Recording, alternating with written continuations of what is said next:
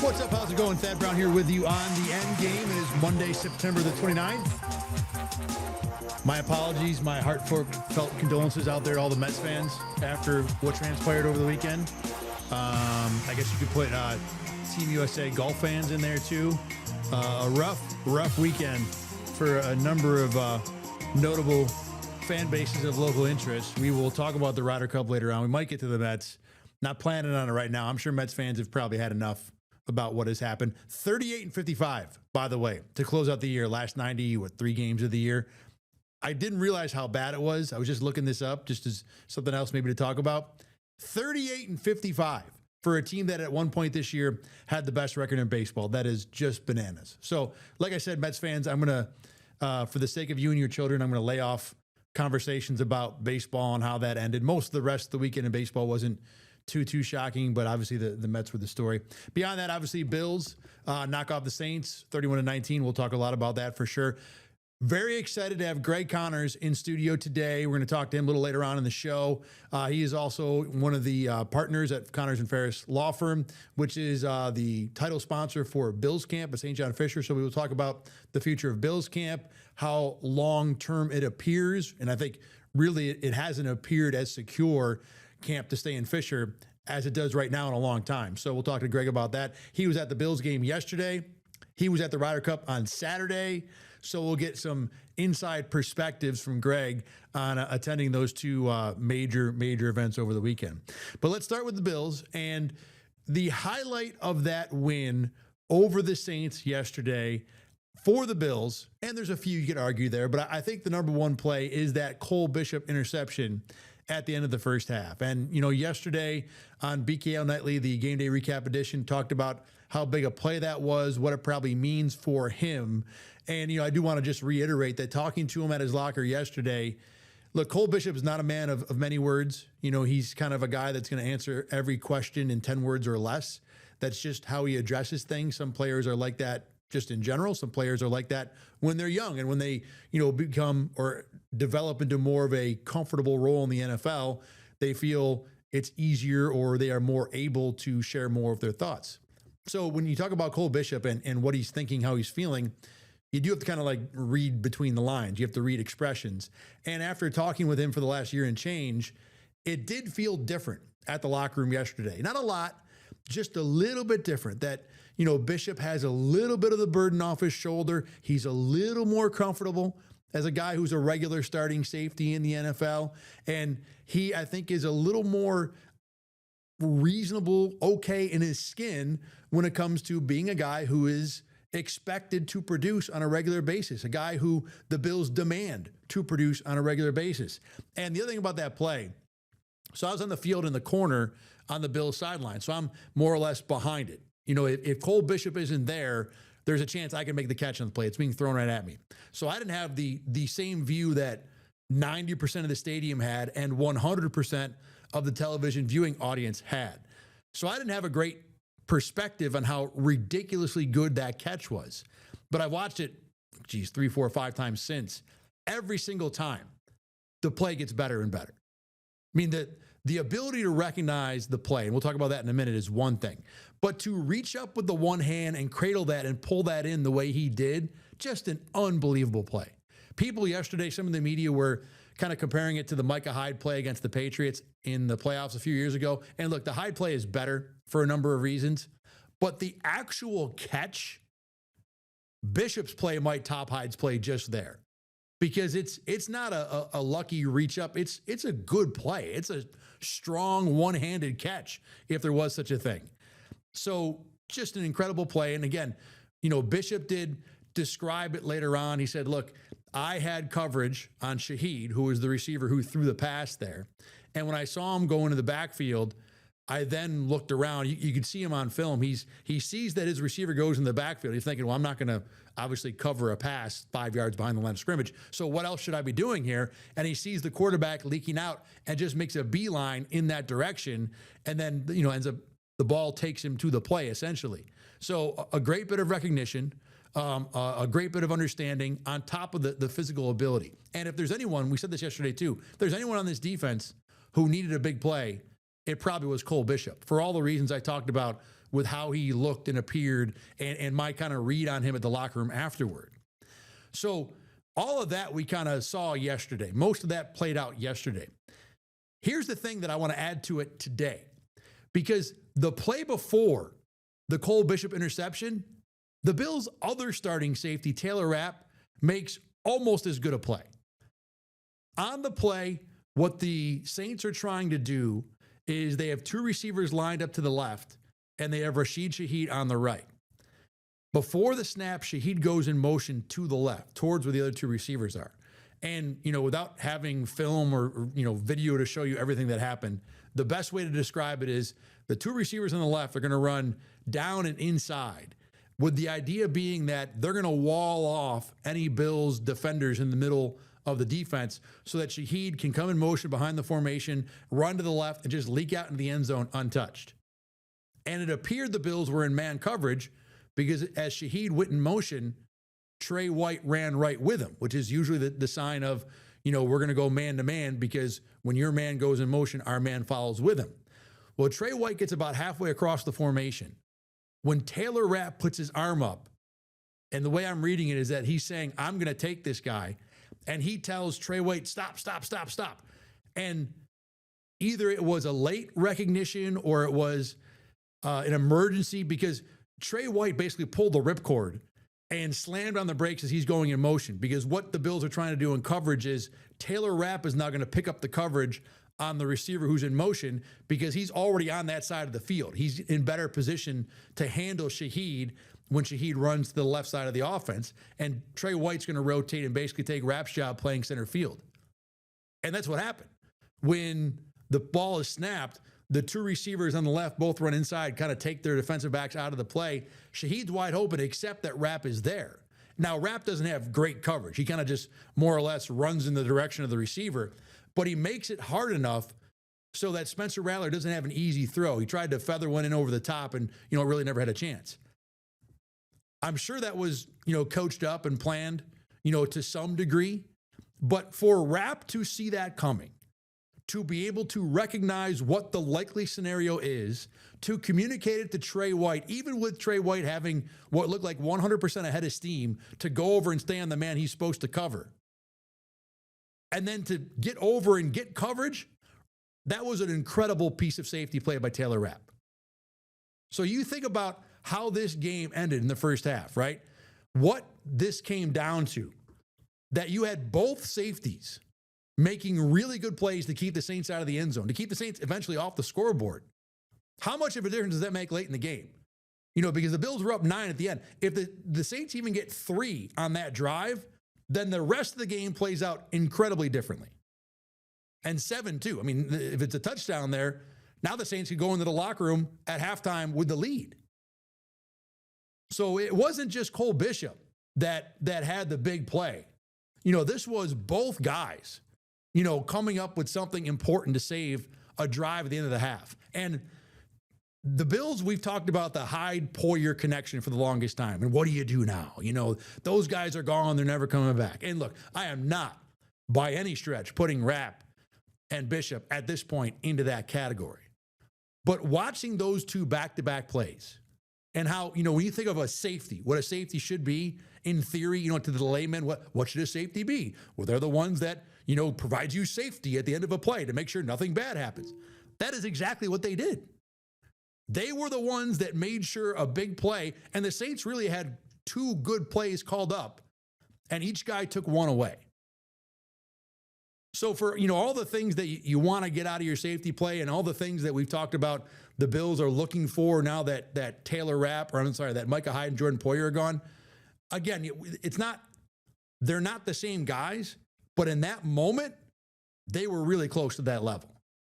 So if you think about where the Bills are going to be on their defense and what they're going to need and have going forward, this game, at least that end of the half sequence, left me pretty darn encouraged about where the Bills might be with safety play going forward. Speaking of encouraged, we've talked about Deion Walker a couple times in this show. The big rookie, the 4th-round rookie, and he just continues to get better. I really think the Bills might have something with Walker. More than just, a guy who's supposed to be a giant mountain that you stick in the middle of an offense or in the middle of a defense and force offenses to run around him. The funny thing is, as we've talked about before, he really isn't that guy. He's really not going to be a guy that you can just, as a giant, drop into the middle of an offensive line and say, okay, well, that part is covered. Now you got to go somewhere else. He's anything but that. He is so athletic. Now, look, being 6'7", 330 makes him even better. You take that athleticism and you say, well, we're going to put it in this giant frame, so that helps. But, he's a 6'7", 330 guy in a 6'2", 280-pound body. He doesn't move like Ed Oliver does, but it's a heck of a lot closer to Ed Oliver than I thought the Bills would get. He had 3 tackles yesterday, 2 for a loss. The first one was really impressive. The second one was more of an offensive lineman, I think, going the wrong way. But, this is 2 weeks in a row now, because the play at the end of the Dolphins game that was the Terrell Bernard interception, that's another play where I thought the offensive lineman went the wrong way and kind of gave Walker a free run, to where the ball was. Regardless, the fact that a guy who's 6'7", 331 can take advantage of one wrong step from an offensive lineman, I think is great for where the Bills want to go with this defensive line. The Bills, through all these resources at D-line, signed 3 guys in free agency, made 3 draft picks. And I think the idea being that they're not all going to hit. I mean, it's virtually a guarantee that at least a couple or 1 or 2 of these 6 guys just don't work for whatever the Bills want to use them for. But it also seems pretty darn likely that at least 1 or 2 of them will hit. And Joey Bosa has already had moments. Michael Hoyt in camp was really good. Deion Walker might be the other part of that. Deion Walker has a chance to be, in my opinion right now, the best of the group. If you wanted me to sit here and put money right this second on which of those 6 defensive linemen has the best long-term contribution, I'd be putting my house on Deion Walker right now. Because not only has he looked effective against the pass, he is improving against the run week by week by week. Even in this game, there was a play where the Saints ran for 5 yards and Walker kind of got pushed back by a double team. And look, it's hard in the NFL for any one man to have any impact when you're getting double teamed. It's a tough thing to do. If you're a defensive tackle and you can just occupy those 2 linemen, that's a win because somebody else should be free.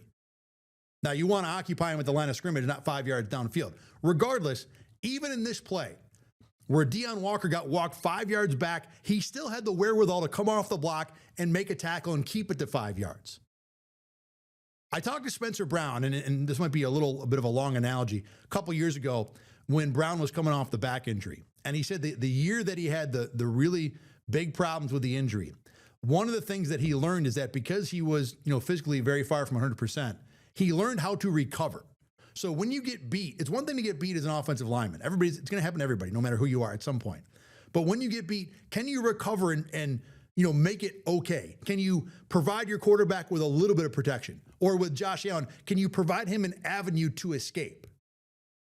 And Brown said he got really good at it, and I think that's one of the reasons why he's one of the better tackles in the NFL now, because accidentally he had to hone that skill. Well, Deion Walker on this play found a way to recover in a way that was functional. That was okay. You're going to get beat for 5-yard runs every once in a while. I mean, no NFL run defense is going to stop everything. But as long as the runs are only 5 and not 50, and that's something the Bills certainly have to work on, you still are able to function as a defense. You can still keep a team off the scoreboard if you're only giving up 5-yard runs instead of the big plays. So, from that spot, for Walker, yes, he got pushed downfield by a double team. It wasn't great, but he got off the block and made a tackle.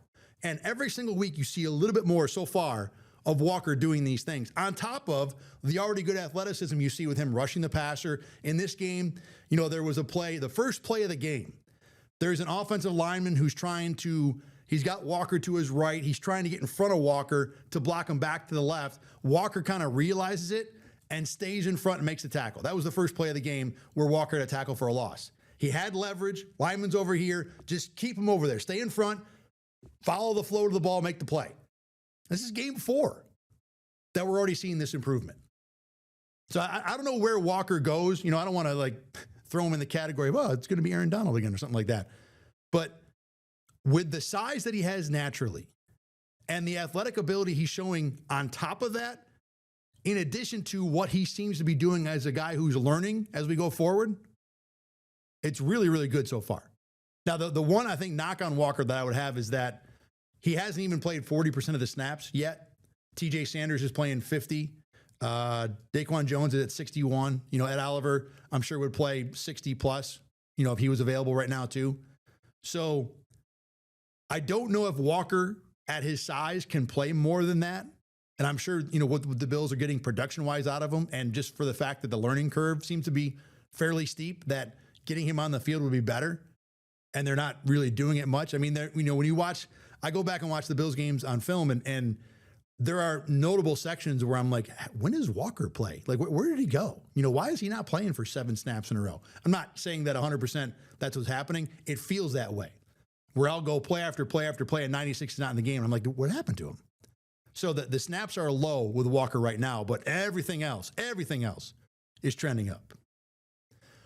One of the things about that Bills game yesterday that I was a little kind of down on was the performance of the pass catchers.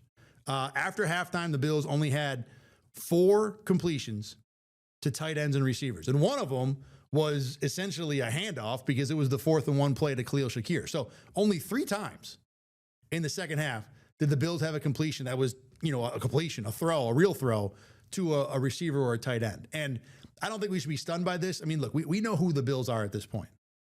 They're a team that is really a run-first team with one of the great all-time quarterbacks who can do whatever you need him to do. Do you need him to, hit a 15-yard in-breaker to a small window? Check. Do you need him to, bull forward for 3 yards on a run on a called quarterback run play? Sure. Do you need him to scramble for 20 as he did against the Saints yesterday to get you out of a jam? Fine. So that's where the Bills offense lives. This is not an offense that's going to rely on, Josh Palmer or Elijah Moore or Keon Coleman to run a great route and get open. Even Dalton Kincaid. They might scheme those guys into space at times, but like individually one-on-one, that you can't depend on that with this team. So that, the question is, and when, the last couple of weeks when I brought this up to people, that the response has been, and it's fair, well, the Bills keep scoring 30 points. What's the worry? And I don't, there is no worry. I mean, as long as the Bills keep scoring 30, nobody's going to care. Now, the last 2 weeks, the Bills have had terrible, lifeless 3-and-outs rescued by a roughing the punter penalty. And both of those drives ended up in touchdowns or in points. The one yesterday might have been a field goal. Either way, the Bills have had a scoring drive that's been augmented each of the last 2 weeks by a roughing the punter. On top of that, currently, the 4 teams the Bills have played this year are all in the bottom 7, according to Next Gen Stats, in EPA per play allowed. So there's always an argument about what analytics mean what and what things should be relied upon as the most important stats. But EPA per play is generally at the top of that list of being a comprehensive, all-encompassing stat. And right now, if you go by that, the 4 teams the Bills have played are among the 7 worst defenses in the NFL. Now, part of the reason they're one of the 7 worst defenses in the NFL is because they played the Bills. We're only 3 or 4 weeks in. I mean, the Jets and the Dolphins are 2 of those teams. They've only played 3 games total.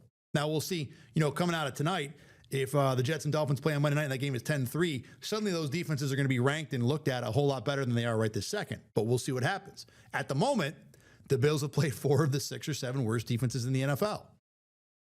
So the floor for this offense is high enough with, James Cook and Josh Allen that there probably should not be any real worry about, where the offense is. But the last couple weeks and really all year, there have been, those stretches, and we've all seen it, of extended periods where, the offense just doesn't go anywhere, where it feels like, the Bills can't run the ball for a stretch. And then the only thing they can rely on, the only thing they have to really depend on is Josh Allen, doing Superman things. Fortunately for the Bills, they have Josh Allen, and he can do those Superman things on a regular basis. I wonder if there's going to be a time this year where this will not be enough.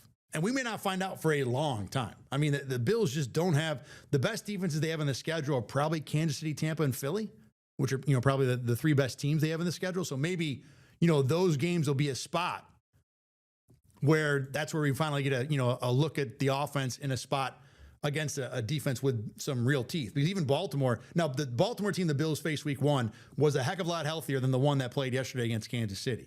So I think that Baltimore defense was probably the best test the Bills have gotten so far.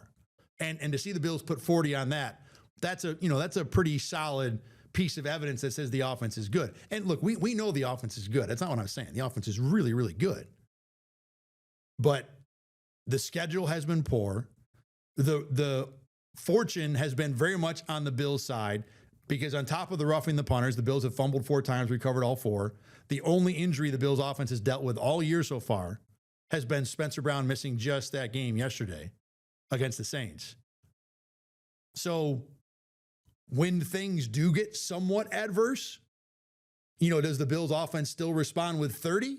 Look, I don't think this is a group that's going to score 10 any week.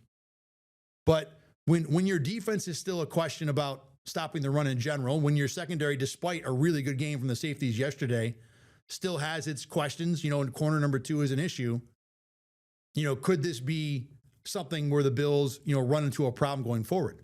And, this is part of the frustration of the Bills' schedule so far, and especially that game yesterday, that the Bills won by 12, and we're like, I don't know, maybe this, maybe that. You should be able to just say the Bills won by 2 scores, and that's good enough. But because of who they're playing and some circumstances, you wonder about that a little bit.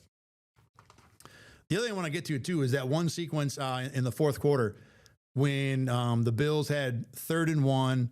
They run the ball to Ty Johnson for nothing, and then they have 4th and 1, and they try that, little quick pass to Khalil Shakir for the first down, which I know people hated it, and I get why. I've seen that play work a number of times in different spots. So maybe, Joe Brady has just gone to it too many times. But the point I want to make about that little sequence is that it's a little bit of an example of where the Bills are with the quarterback sneak. Because last year, I think the Bills would have just gone sneak, once or twice and figured at some point they pick up the first down. Now, it was a little more than just 1 yard. It was like, 3rd and 1 plus, 4th and, 4 feet, something like that. And the Bills have been, even last year when the sneak was humming, a little bit reticent to, try the sneak from more than a full yard. But regardless, I think it is a reminder that what happened at the end of last season, the AFC Championship against the Chiefs, and what happened week 1 this year, against the Ravens, to where the Bills had the sneak stopped 5 different times. I think now you've seen that the Bills don't feel like that's a play they can just spam and run and pick up first downs with. They have to run some real offense with it. Now, there's a great discussion about, well, that's okay. We have this guy named James Cook who's not bad. Why not give the ball to him? A valid response to this whole thing. But, my first impression is why the heck wouldn't James Cook get the ball there? My second impression was, to me, that's a little bit of an example of where the Bills are, with the quarterback sneak, with it not being a play they can just rely on as a blanket get out of jail, play when you're at 3rd or 4th and short. Even if that one was a little bit longer than just 1 full yard. And I wonder, look, we're going to see the sneak again. There's no doubt about it when you have Josh Allen, that play is going to happen. And if you get to within a yard, if it's 4th and a foot, then I think the Bills go back to the sneak. But last year, it felt like if you had 3rd and 1 and change, you run the sneak twice and the Bills are going to get the first down. Clearly yesterday against the Saints, who are hardly, the purple people eaters when it comes to a defensive line, this is not Aaron Donald and Vita Vea in the middle. The Bills still didn't feel like the sneak was a dependable enough play to punch forward from a yard and change. Now, maybe look, if it's the, divisional round and it's 3rd and 1 and 3-point game at home against, the Chargers, maybe the Bills run the sneak there, as opposed to week 4 against the Saints at home, in a game that you're probably already in control of anyway. Still, I do think that it was, kind of an underlining example of where the Bills are with the quarterback sneak and why at this point it's a play that they really just cannot depend on like they did last year. All right, we're going to take a break. When we come back, like I said, we're expecting Greg Connors to join us any minute here, so we'll talk to him about the Bills. We'll talk to him about NFL Bills training camp at St. John Fisher. We'll talk to him about the Ryder Cup and how crazy that was. That's all going to be after a break. You are watching the Endgame. This is Rochester First for the kids. Remember, they all call it Rock One.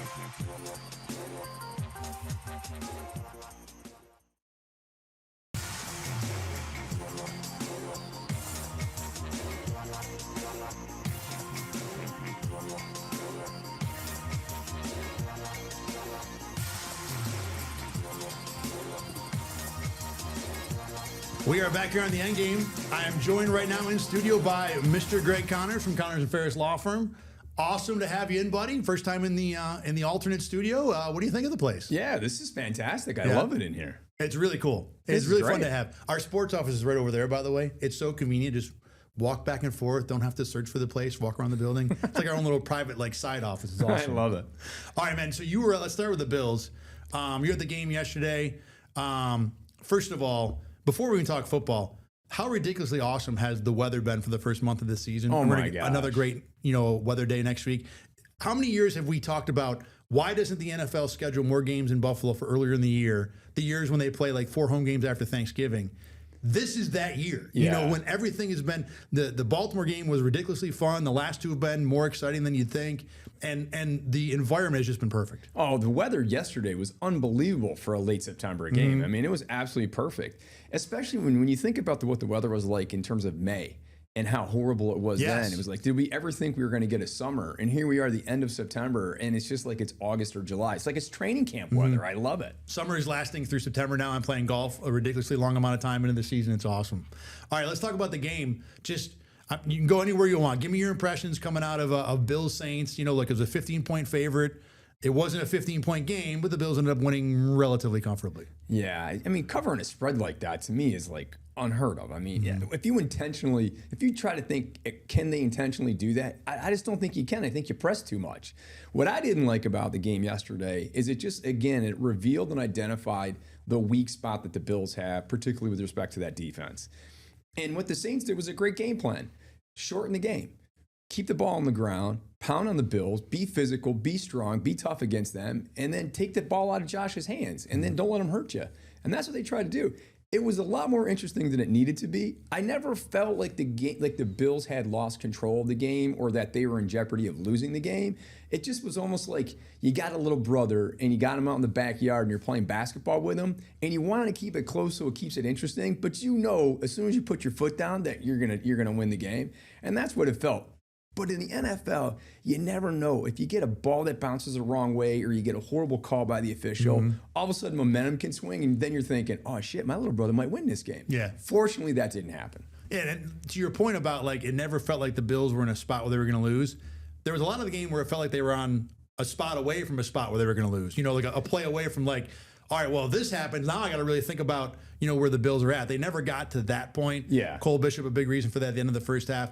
To your point about the run game, and I know that you're an old school football fundamentals guy, of all the things that the Bills didn't do well in that run game, that was, to me, one of the worst exhibitions of tackling I've ever seen from a Buffalo Bills team that generally prides itself on being good tacklers and routinely is one of the bottom of the league when it comes to having less missed tackles. And that for me, I always attribute that to some coaching. And it's a matter of being focused on the fundamentals and the simple little things of what the game is about, and then having the intensity, having that intentional aggression when you're going after the ball.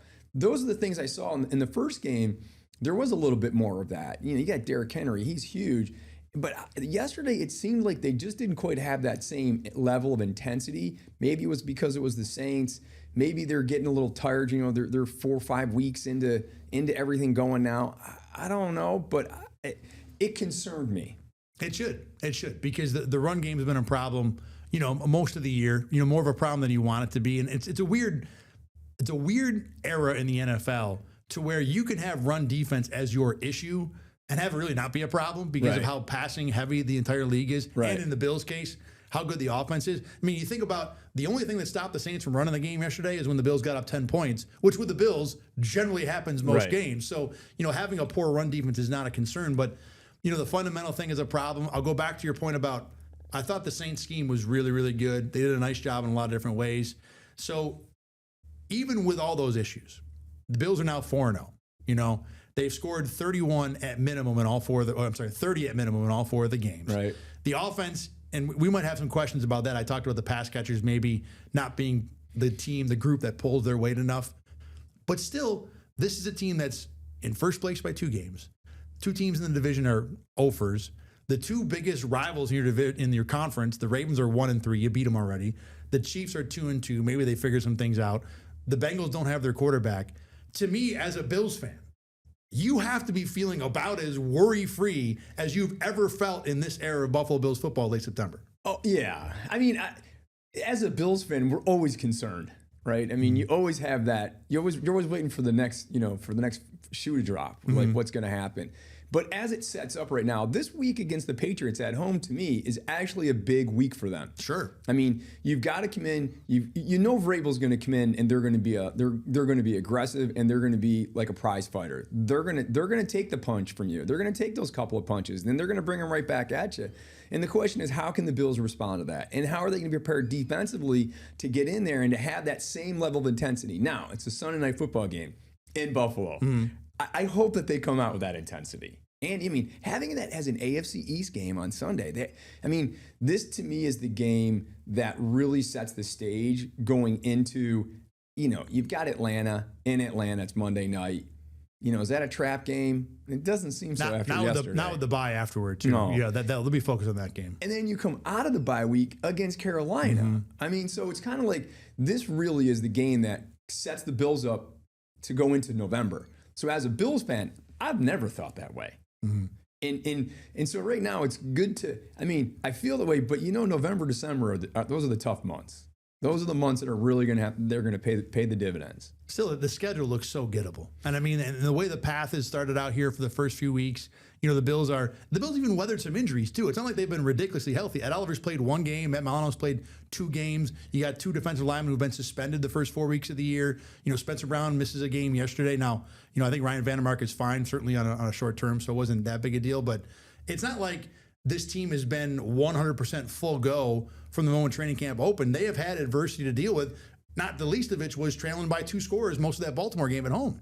Yeah, and McDermott has always talked in his coaching career about having a win early in the season that can rally the troops and make them believe in the longer plan. And that first game against the Ravens, I think, did that. And then you figure out ways to stack the wins. And again, yesterday wasn't pretty, but it was convincing on paper, and they never really lost control of it. Now it's a matter of continuing to build on that and to get some of these guys back. Even TB, he's gotten banged up a little bit here. And, it's a long season. And managing the plays, with Tre'Davious, he took a breath yesterday, which is why having Harrison not playing right now, I think, is a big thing. People's like, did Trey Day did they sit him because of his play or what? I hate to say this, he's got old legs. Having Max. And it showed this year at times, yeah. And unfortunately, the longer we get into the season and he keeps playing every snap, you're going to see more and more of it. And the way that I thought that they were going to manage this had Max been healthy is it would have been more of a duel. You put him in the situations, you get him some experience. They just don't have that guy right now. Dorian Strong's been close. Well, actually, he's been okay. He's stepped up bigger than I think anybody anticipated him to, which has been a great surprise. But that's what you need in games like the teams that are going to play and win the Super Bowl need to have those guys step up that you didn't expect to take it to the next level. And so far, they've had the guys step up to do that. And hey, but how about Walker? Yes. Just talked about him. I mean, he's been really, really good. And, for a guy who's like a monster, right? When he was drafted, and I watched him on film, in college, just throwing guys around, man among boys stuff, you figured the Bills would just drop him in the defensive line and make him a giant mountain and say, run around this. He's been anything but that, but all the other stuff has been really good. He's athletic. He gets up and down the line. He makes plays against the pass. So, yeah, I'm totally with you. He's been very impressive. He reminds me, being a Bucs fan, an NFC Bucs fan, he reminds me of a Warren Sapp who has the athleticism and has the size, and then how can he manage and how can he build and grow on that? Which is exciting. It's great and exciting to have a guy that has that athleticism that big in the center when you got the guys on the edge like we have. I've been trying to think of a good comp, and I thought Warren Sapp wasn't quite that big, 6'2", so he doesn't have the sheer height that Deion Walker has. But Sapp is, in terms of being just a monster, I think right now that is in the realm of possibility for Deion Walker. I think he's got a ways to go to get to that. Yeah. But I've already seen improvement from week 1 to week 4, because week 1, week 2, he kind of got pushed around in the run game. Yesterday, still getting pushed around a little bit, but understanding how to fight through it, understanding how to still make a play anyway. I was saying, I'll throw this question to you. So the Bills signed 6 new defensive linemen this year, right? if you were to put money on which one of the six has the best long-term contribution, right now my money's on Deion Walker. Yeah, So Michael Hoyt, Ogunjobi, Bosa, Sanders, Landon Jackson, and Deion Walker are the candidates. Yeah, I mean, in terms of long-term return, Yes. your ROI on it, I 100% agree. 100% agree. Now, Bosa's in there for a short term, and Height is in. Who knows? He might be a 1 or 2 year guy, but in terms of like actually now you have somebody you can build the defense around. He definitely is that guy for us, and he's shown it in the first 4 weeks of the year. Joined right now by Greg Connors from Connors and Ferris, a guy who's been very much involved in the sports scene, both in Rochester and in Buffalo and with the Bills. Next season, you talk about this being a long season. This is also the last season at Highmark Stadium. Yeah. And next year is at New Highmark. And for anybody who's been to Orchard Park recently, you can tell that stadium feels like it's about 3 seconds from being done. I know it's not, but it feels that when you drive by it. What is the thing that you are looking forward to most about being inside that new building, especially as someone who has seen it, who understands what's going on and what the plan is over there? Yeah, back when the whole concept of this emerged with the Pagulas, Kim was still healthy and very vibrant and active and had a vision of what she wanted. And what they've done is actually create that vision. And I was fortunate enough early in the process to kind of give feedback and give perspective. And the thing I'm most excited about truly is being in that stadium and not having the wind blowing through it. Is having that, they have that, and you can begin to see it now with the exterior shell. And you'll be in the 300 level, which people say, oh, those are the worst seats right now in Buffalo is that upper deck. Next year, when you're in that upper deck, it's going to be one of the best seats in the house because you're not going to be exposed to the howling winds coming off the lake. You're not going to be exposed to torrential rain potentially or the snow falling on you. You're going to be protected.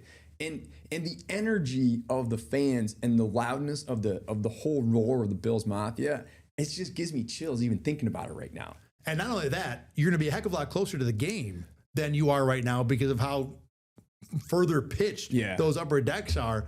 The entire environment's going to be, a whole different thing. What is, you talk about getting chills. This is something that we have not done in Western New York. I mean, arguably, I guess, Red Wings Innovative Field, or whatever they're calling it right now, is the most recent new building. I guess the soccer stadium for us downtown would more or less be the thing that counts. But to have a new venue, especially for a Buffalo team, where those teams are steeped in history, the place they've played is, the place to go for the longest time. Right. How much fun is it to now have something new? Not only is it, because every year you started the season, are they going to be good? Are they going to win? Now you get to discover this entire new environment that we're going to walk into. I'm going to do it from a, on the field media point of view. You're going to do it from a fan point of view. How cool is this to look forward to? Oh my gosh, yeah. It's so exciting. And, growing up, going to the Bills games from, late in the 70s and 80s with how that experience was, which was just a pure like football experience. All these other accoutrements, all you had to do was had a ticket to go into the door, go through the gate. I mean, you could bring coolers into the games when I was going in the 80s. Mm-hmm. I mean, who could ever conceive? My kids have no clue what that was like back in the day. So to be able to go into this type of facility with the accoutrements and the experience that they're creating to give to us, it's just like, it's almost like you're living in a sci-fi movie and you're finally made it to the future. Because that's what it looks like and that's what it feels like. It's funny to think about we're doing the Marty McFly, Back to the Future 2, going forward 30 years to see what it's like. It's a really cool analogy and a way to look at it. Closer to home here in Rochester, training camp at St. John Fisher has been a staple since 2000, short of the 2 years that we had a COVID issue. Right. Reportedly, there is soon to be, or at least heading down towards a longer term contract, because since COVID, it's been 1 year deal, 1 year deal, 1 year deal. You guys are at Connors and Ferris, the title sponsor over there at St. John Fisher. I guess, what can you tell us about where the Bills and Fisher and Rochester are about having more of an official sign on the dotted line, long-term agreement to have camp in town? Yeah, I mean, Sean from day one has always said how much he enjoys Rochester, how much he enjoys getting the team away, to get him into Rochester, get him out of Buffalo where they have the campus, where they have that ability to bond, where they get to know each other. When you're at home, you leave practice and you're on your phone, you're out hanging out with whatever your family or friends or whatever it is. You're not in the lobbies playing video games or playing pool or playing ping pong, getting to know somebody. And that is the bond that McDermott wants to keep and to maintain. And so having that here at Fisher, he loves that part of it. You know, if there was one detriment to the Bills being here, I think from the football side of it, it's just the rehab facilities. They just don't have. I mean, they have a state-of-the-art, phenomenal organization and structure that they have down on their campus in Buffalo. That's probably the only downside. But the way that they've currently structured it under his leadership is it's about 10 days, 10 to 12 days here, and it's enough to get them out. It's enough to get them bonding, and then it's close enough where they can maintain some of those injuries if necessary. So I think from McDermott's perspective, as long as it continues to work and it produces that type of environment and that type of atmosphere, he's gonna want to come back.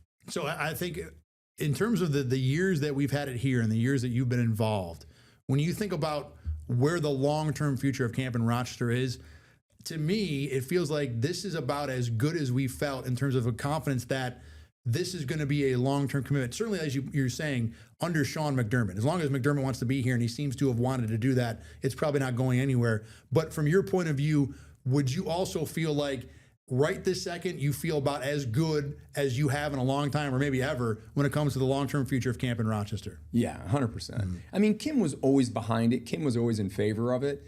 Now you've got Pete Coelho here, who was actually the architect of and created. I mean, his first job before he came to the Bills back in the 80s, or what was it? Yeah, no, 90s.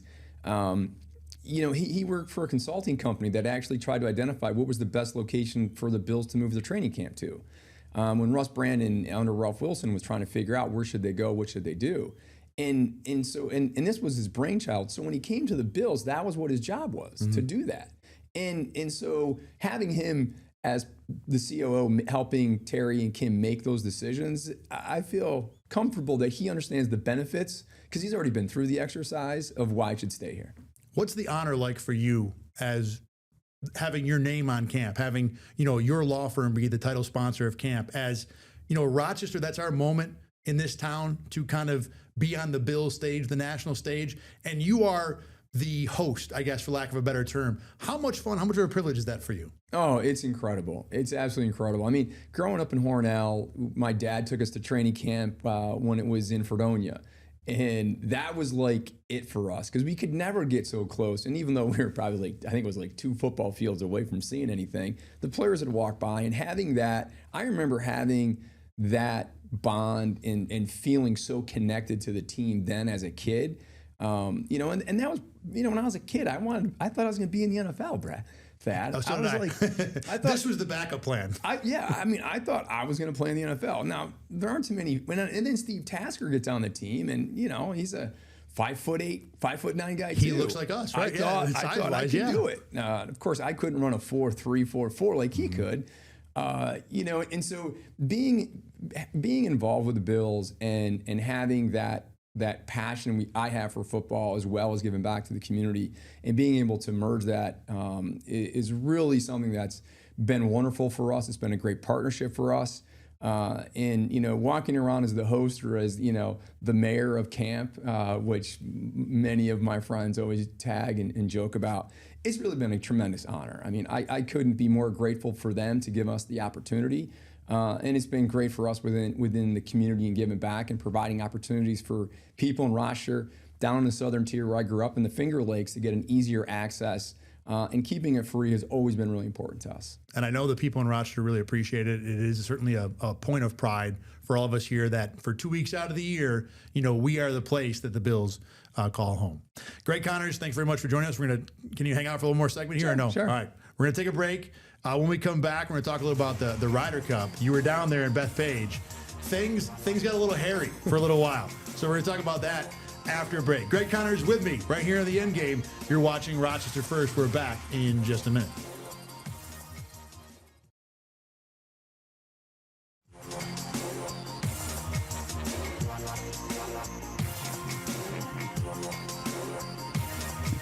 Packed house here in the Endgame. Thad Brown with you as always. In addition, we've got Greg Connors, Rachel Liebert in the house. We're going to do You See This, which is our weekly look at whatever was weird that happened over the weekend. And we got an easy one to start with. Mine, and I don't even know if we're going to get to yours, Rachel. I'm sure it was very important. We might not.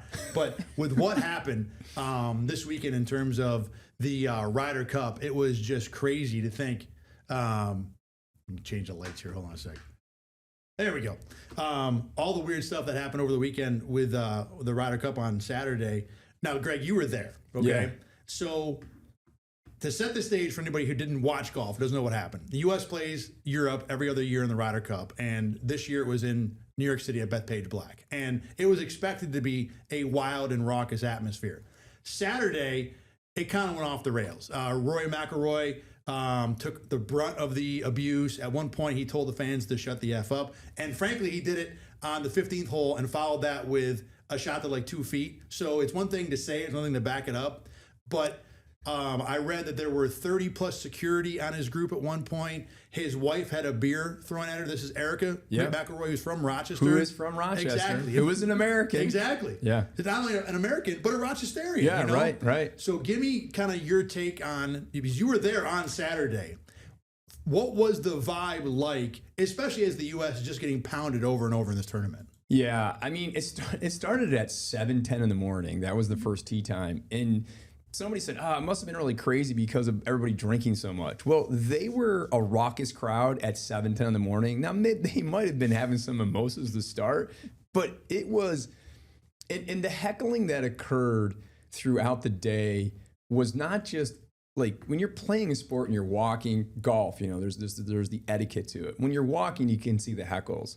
But what Rory really got upset about was that he was in his backswing and people were yelling things. I mean, and on 15, so Will and I were up away. We were away from him probably 75 yards before that shot. Before that shot, okay. When it all went down, and it was he approached the ball to hit it, and somebody was yelling. Somebody yelled something about his wife, and it was pretty ridiculous. Over the line, and it's. And I think it's even been on the social media. They yelled, is that your wife or is that your mistress? And he was standing over top of the ball, about to hit it, and it got quiet. And somebody said that, and it was like, and then he just lost it, right? And there were many other comments, some not even worse than that. But the biggest problem as a golf fan was that the fans from New York did not seem to appropriately stay within the confines of the etiquette of golf. And that was, the Europeans were like, come on, you Americans, you can't talk when they're hitting the ball.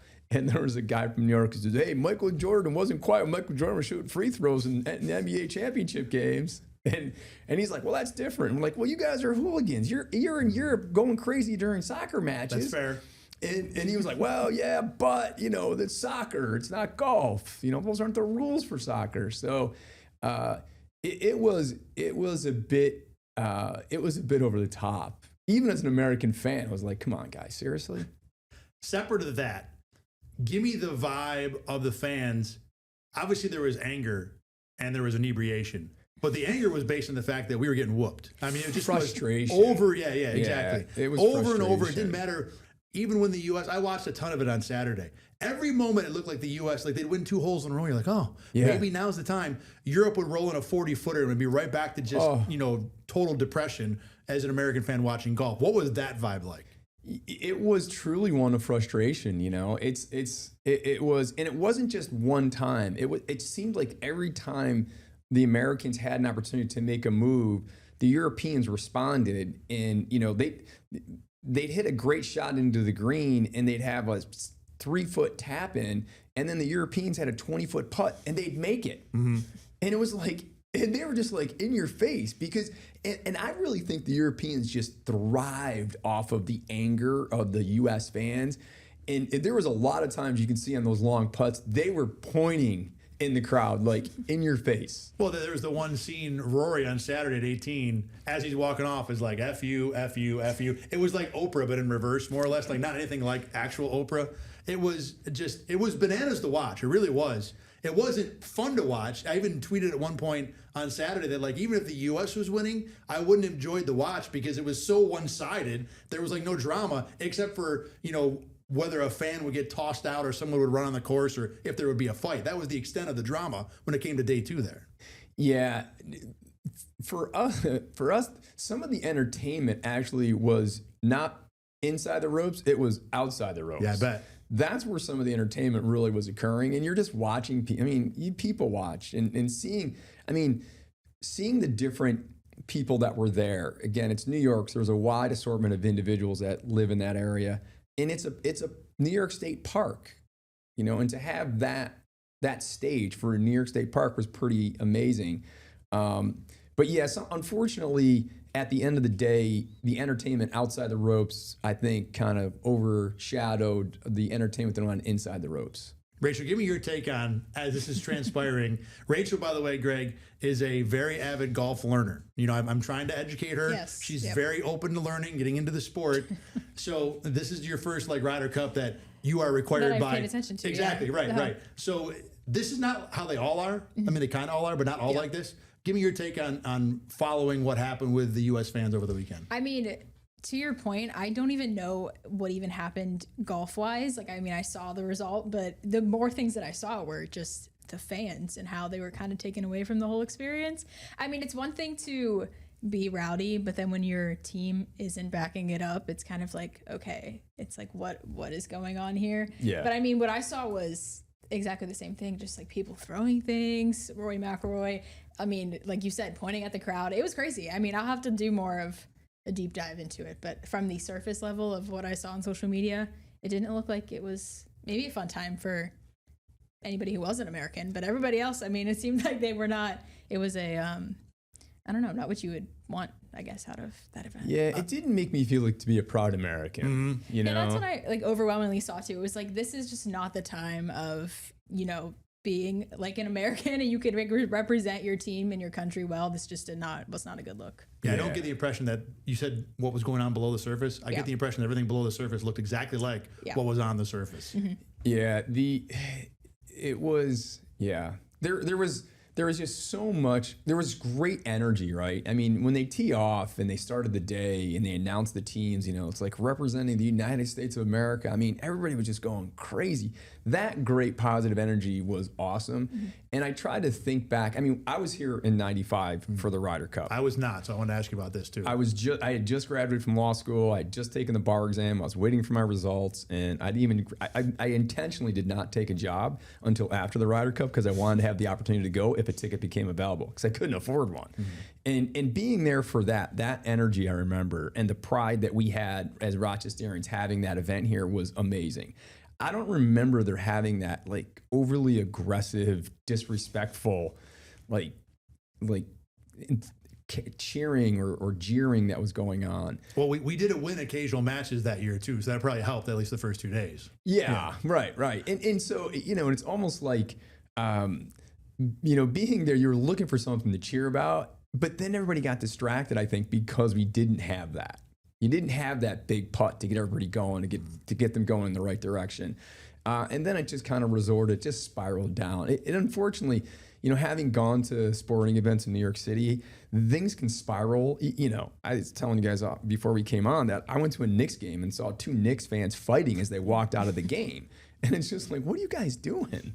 And so it was unfortunate that on a worldwide stage, America was represented in that manner. And the crazy thing is, Rory McIlroy makes millions of dollars as a resident in New York, in the U.S., and he gets taxed.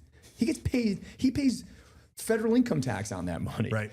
And it's like, he's giving back. He contributes to our society here. And the Euros don't get paid for that too. The Americans do. The Europeans don't get paid for that event at all. Which I thought was hilarious when Luke Donald, mentioned early, and I think it was in the opening, before it even started, about how to the Europeans this match means more than money. It's like, gloves came off right there. They backed everything up. They backed it all up. Greg Connors, thanks so much for being on today, man. Really appreciate it. We're gonna have to do this again. Thanks for having me. No problem, man. All right, we are done for today. See you again on Thursday. For Rachel and Greg, I'm Thad. Thanks for watching the Endgame. We'll catch you in a couple days. Get the Rochester First streaming app today for everything you love from News 8 on demand, plus exclusive shows you won't see anywhere else. Search ROC and download for free on Roku, Amazon Fire, and Apple TV.